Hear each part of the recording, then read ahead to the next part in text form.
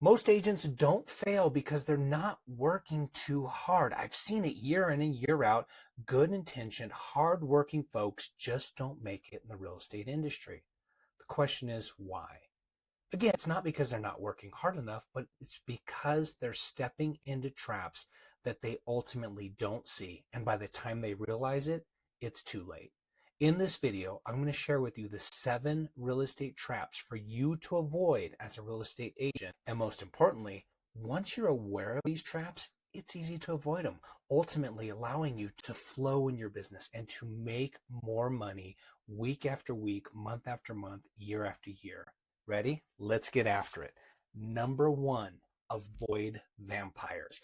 By vampires, I mean time vampires. Time vampires show up in a lot of different ways in the real estate industry. Look, we as real estate professionals have a ton of time. We set our own schedule. We are our own boss. At the end of the day, the only one that's going to hold us accountable is ourselves. So it's super easy to fall into that time trap of being stuck with vampires. How do these vampires show up? What do they look like? Well, first and foremost, they're going to show up in your office. They're unproductive agents who are meandering around the office, who just want to sit and chit chat about the latest gossip, the latest weather, what's good, what's not good. And most importantly, it's usually not encouraging stuff they're chatting about. It's just nonsense that is not improving your business. So be kind, be courteous, give them a wave, give them a hey, hello, how are you? Hope your week's powerful, and then get on about your day.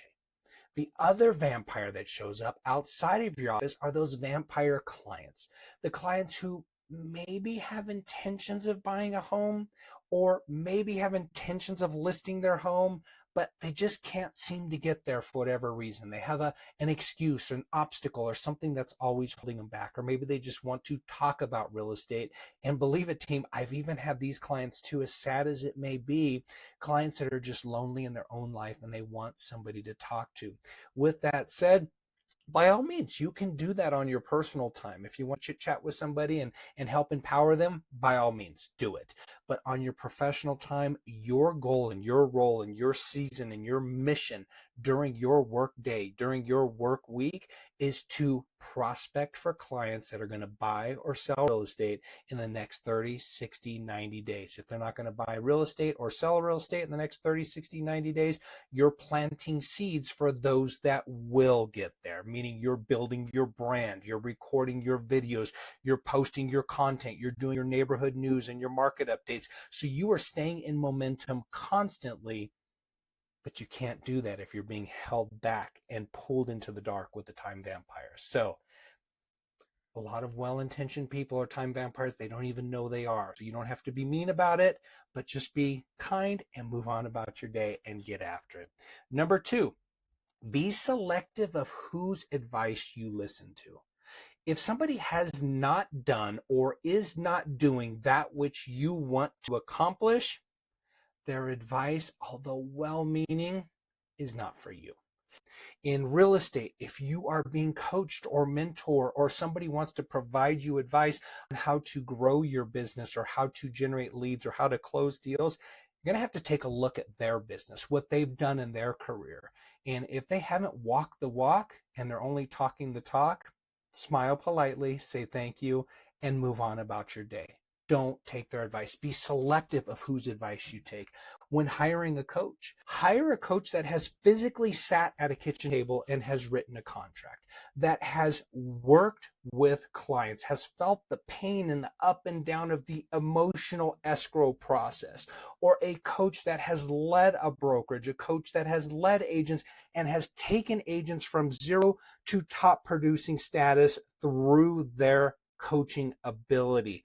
The best indicator of future performance is past performance. So be selective with who you work with. Number 3, this is a big one, not just for real estate, but in life in general. Don't blame anyone for anything.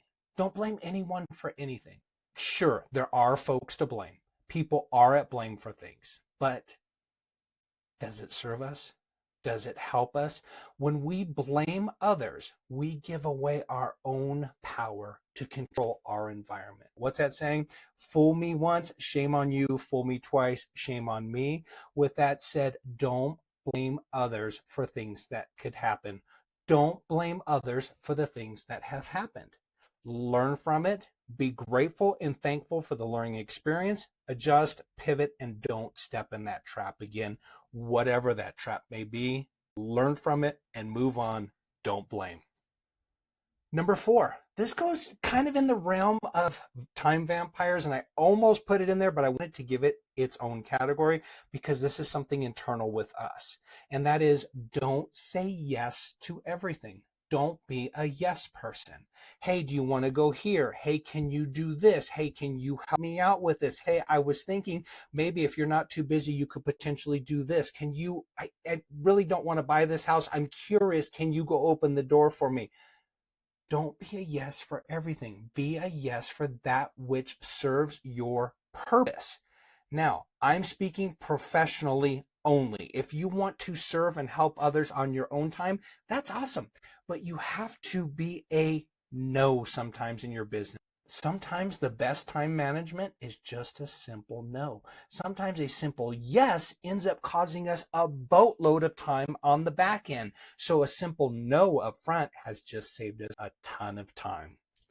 Number 6, don't stay stuck. Evolve constantly. Evolve your skill set. Take classes, go to the local association, practice your scripts and dialogues. If you have exhausted the resources from within your industry and you have mastered that, then great. Go to LinkedIn Learning, go to Coursera, learn new courses. A good one right now is Generative AI for Business. Learn how to incorporate artificial intelligence into your business. In other words, team, never stop growing. Or if you're not moving forward, you're going backward, and that's not serving you and it's not serving anyone in this industry. Number 7, last one. This one may surprise you because we're in an industry that is pretty much ego driven. So point blank, don't compare yourself to others. Well, this is also another applicable trap in life, but real estate specific, industry specific. So many in our industry are comparing themselves to other. Well, Jim closed this much, Jane closed this much. This is how much their GCI is. Hey, here's the office's top producers for the week. That's great. Let them do them. You do you. Because how you generate business is going to be different than how Jim or Jane or Bob or Betty generates business. You are on your path. You're following your business, your schedule.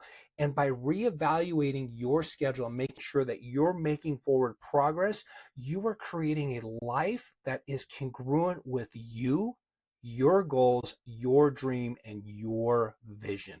So don't compare the methods, the madness, the schedule, the system, or the strategies to what anybody else is doing. You play your own game. You are super powerful. I believe in you. I want you to believe in you. Now get out there, get after it, and avoid these 7 traps at all cost. We'll talk soon.